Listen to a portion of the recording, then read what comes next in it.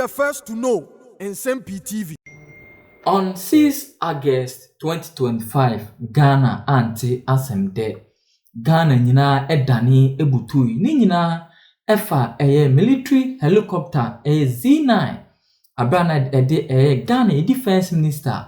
Ana minister of state. Ene empenifo akramo NDC amonyokunum. Ene military nimu ekwa kopiemu ewo oboase. Akodi djuma sonko ama omankonkon Ghana.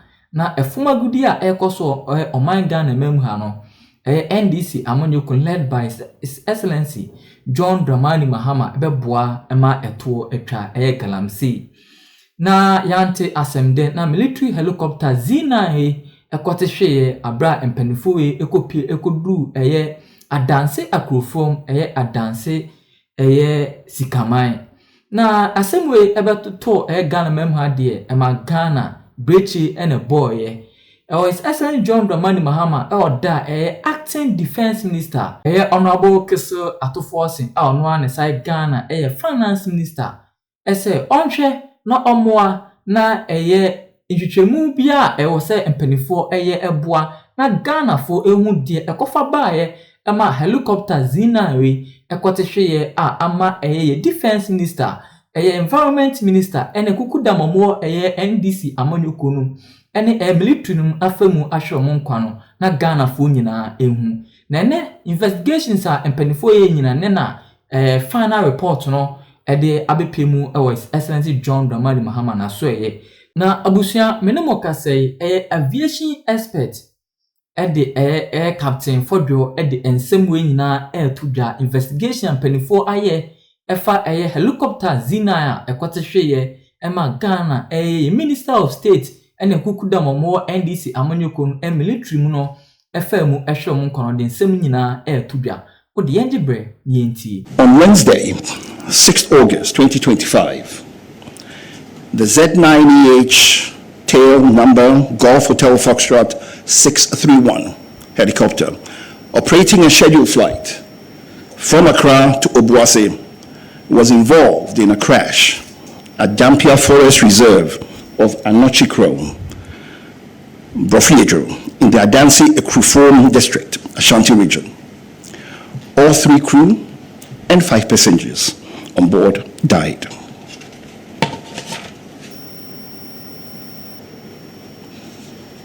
The President of the Republic of Ghana, His Excellency John Dramani Mahama, directed the Acting Minister of Defense to constitute an accident investigation board. The Ministry of Defense on the 25th of August 2025 announced through a press release the establishment of the board mandated to inquire into the causes and circumstances leading to the Z9 Echo Hotel helicopter accident.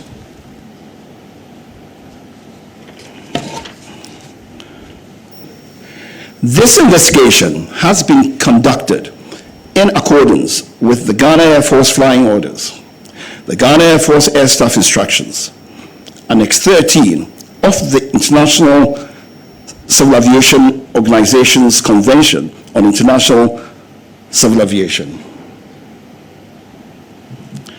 Generally, investigations under these regulations are conducted to determine circumstances leading to the accident and prevention of future accidents and incidents.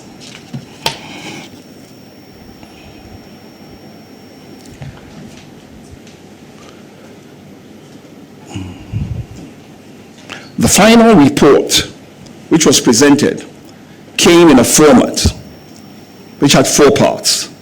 Part 1, factual information. Part 2, analysis of the factual information. Part 3 were the conclusions, which includes the findings, the causes, and all contributory factors. And Part 4, the safety recommendations.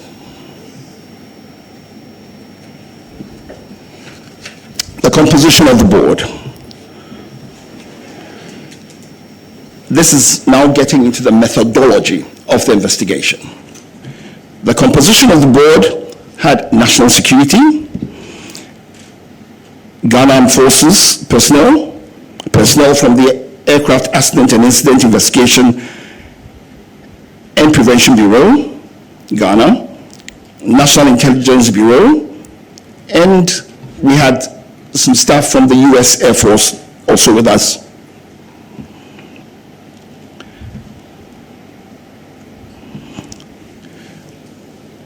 For the factual information evidence collection, we immediately had, on the 26th of August, a briefing by the preliminary investigation team, PIT as it's called. Now, the preliminary investigation team was sent out on the same day of the accident by the Air Force.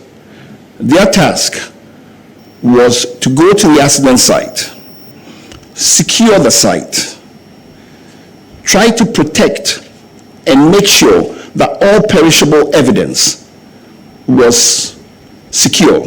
Now, when we speak of perishable evidence, we mean things like information, things like memories, because people forget after a short time. They also have the duty of making sure that in as much as possible, they can capture and do a wreckage diagram of all the parts and so on that were around the crash site, because all these help in deducing what actually caused the accident. So we had a briefing by the PIT team, and they handed over the PIT report. The flight recorder, made up of the flight data recorder and the cockpit voice recorder, which is typically called the black box, and some personal effects of the passengers.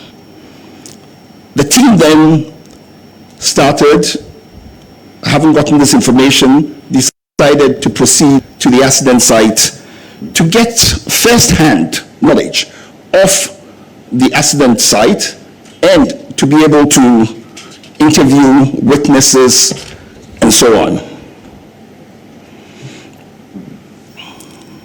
We also went through a process of looking at all the maintenance records of the aircraft.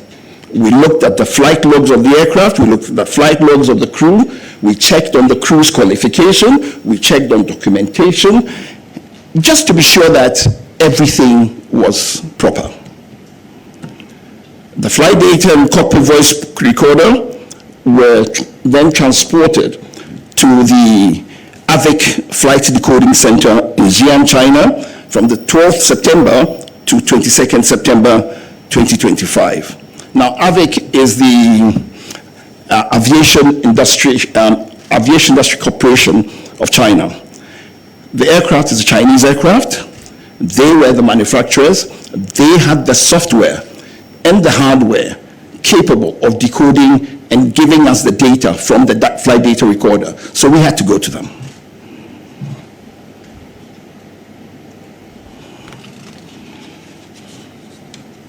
Also decided, as is normal with investigations, to look at the human factors and operational information. We looked at the medical and psychological records of the flight crew. Interviews were conducted with pilots, engineers, superiors, to assess the crew's proficiency, training history, and operational culture. We also actually interviewed their families and so on. We left no stone unturned.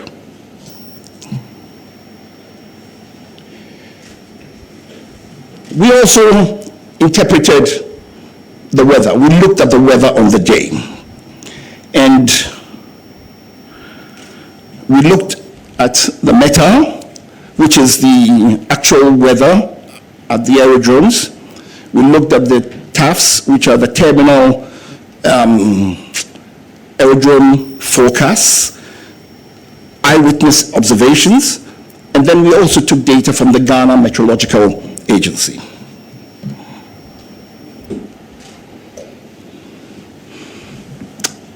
Next, the investigation team decided to look at the whole organizational and systemic processes under which the aircraft was operated. So we examined the Ghana Air Force policies, their flying orders, and their operational oversight mechanisms. We looked at crew authorizations. We looked at the air tasking order procedures. Because, for instance, for the particular day, the task order that had been given was to fly the Minister of Defense and his party from Accra to Obuasi and back. We looked at Air Force oversight, its safety culture, and the adequacy of risk management systems.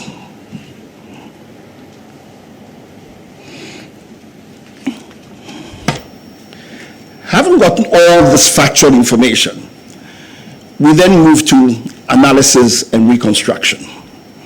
Using data from the flight data recorder and cockpit voice recorder, radar tracks, and eyewitness accounts, the flight path was reconstructed. We also looked at various analysis of several data and other similar accidents. And then we pieced together the sequence of events leading to the accident. From that, we came up with our findings and causes, and then finally the safety recommendations.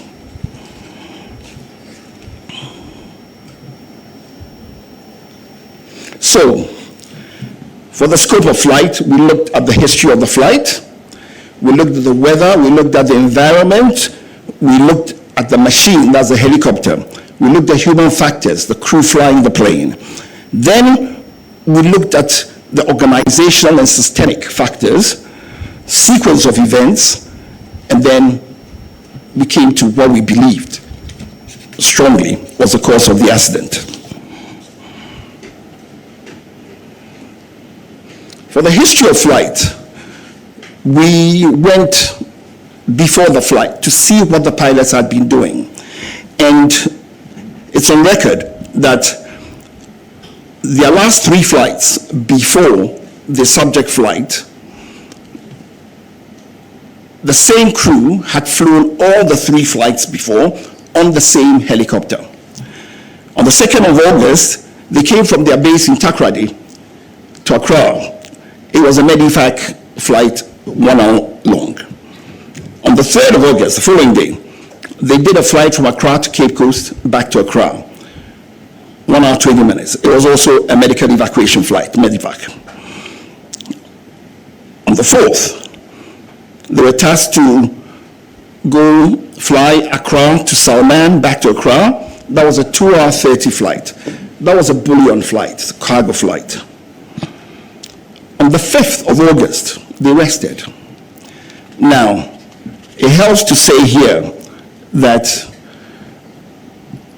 in Ghana Air Force, their flying limitations for the crew, you have 10 hours per week maximum, 62 hours maximum per month. Before flight, it's also accepted that if you've had a rest of 8 hours, you've had enough rest and you can go to work. They had in excess of 24 hours rest.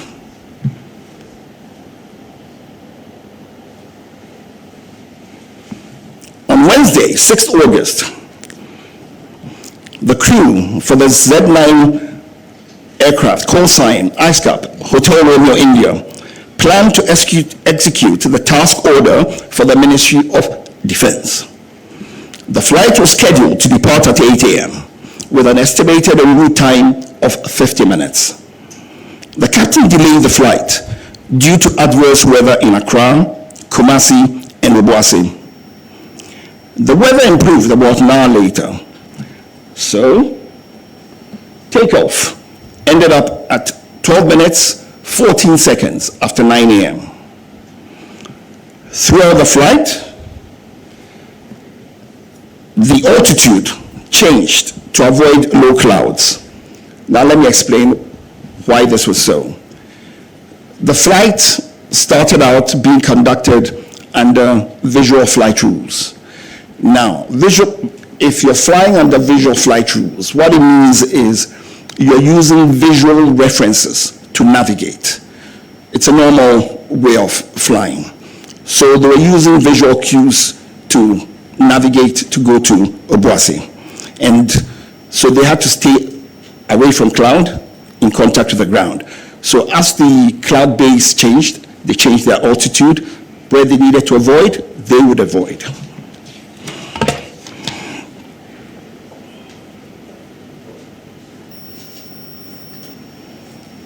I'd like you to take a look at these two pictures.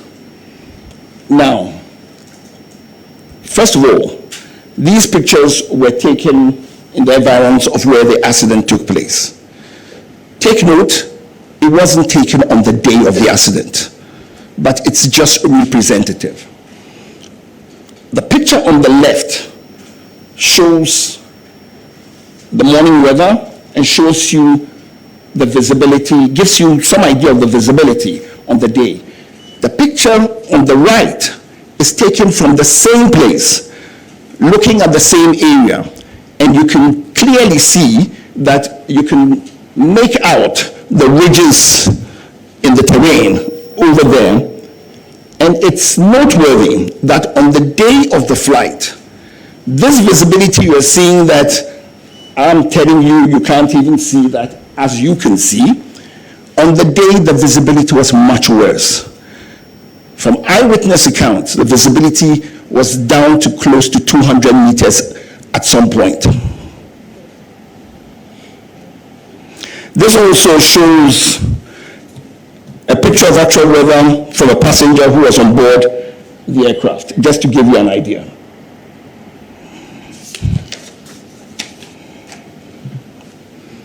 The weather in the southern Ghana was poor on the day, which delayed departure for about an hour. In Accra, conditions were misty, with visibility of about 5 to 7 kilometers and very low clouds starting at 2,700 to 1,100 feet above the ground.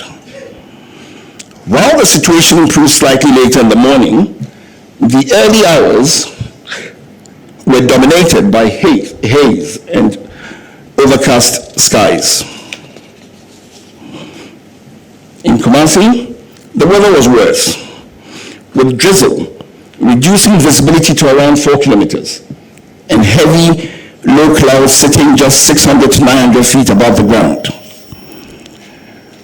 Only Accra and Kumasi aerodrome were available. Only Accra and Kumasi aerodrome weather were available.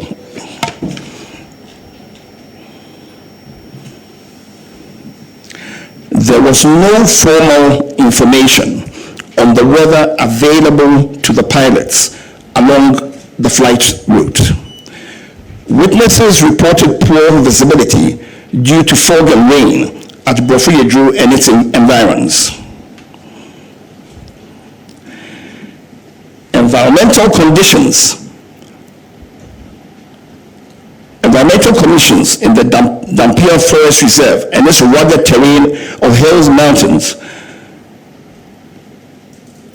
created conditions such that over such rugged terrain, you can have turbulence, downdraft, and other phenomena.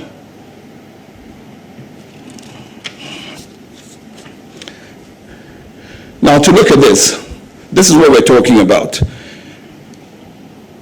This is a known aviation phenomenon when you have such rugged territory. And what ends up happening is turbulent wind currents occur usually around ridgelines, mountains, and hills, and can generate sink rates in excess of 1,000 feet a minute in moderate wind conditions. These sink conditions can often exist well above the barrier that induces the eddies.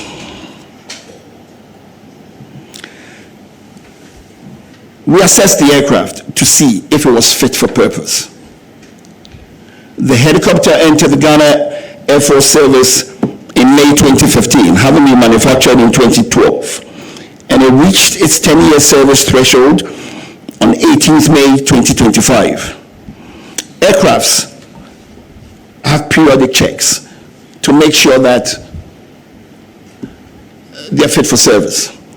The Air Force has 25-hour checks, 50-hour checks, and 100-hour checks. The 10-year check for the helicopter is what was mandated for this helicopter. Now, as is usual, an operator, in this case Ghana Air Force, requested from the manufacturer an extension. And it's normal, happens in civil flying, happens with any type of flying. The manufacturer gave a 90-day extension to 18th August 2025, and basically the helicopter met all the basic safety requirements. That notwithstanding, it's sort of clashed, it sort of met a 100-hour check, so the Air Force also did a 100-hour check on the helicopter before the flight. The aircraft on the day was declared serviceable and duly signed off by both the engineers and the captain. The flight data report indicates that the helicopter was in good working condition. The helicopter, however, did not have some avionic safety enhancements.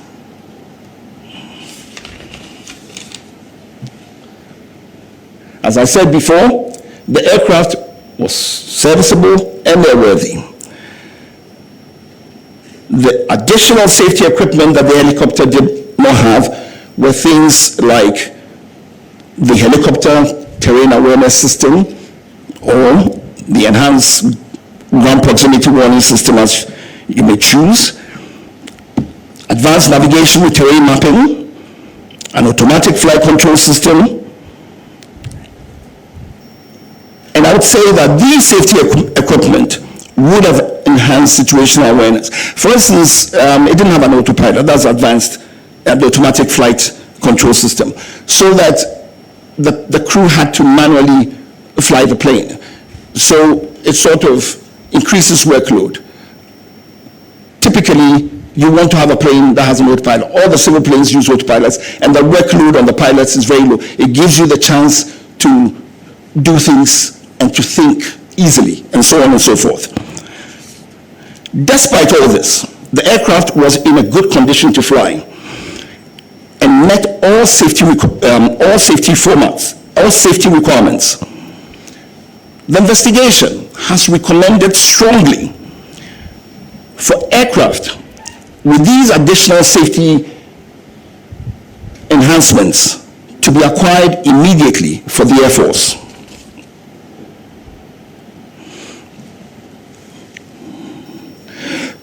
To rule out any potential human causes, we also examined the qualifications, experience, and competence of the crew. The captain has a postgraduate certificate in safety and accident investigation from Cranfield University, UK, in 2024. The captain was a qualified FAA, that's the Federal Aviation Administration, commercial and instrument rated pilot from Bristol Academy, Florida, USA, in April 2015, 10 years ago. Within the Ghana Air Force, he was recategorized in March 2025 as a Cat C pilot. That is, a pilot qualified to be a captain on the helicopter, the Z9 helicopter. And he had a green instrument rating.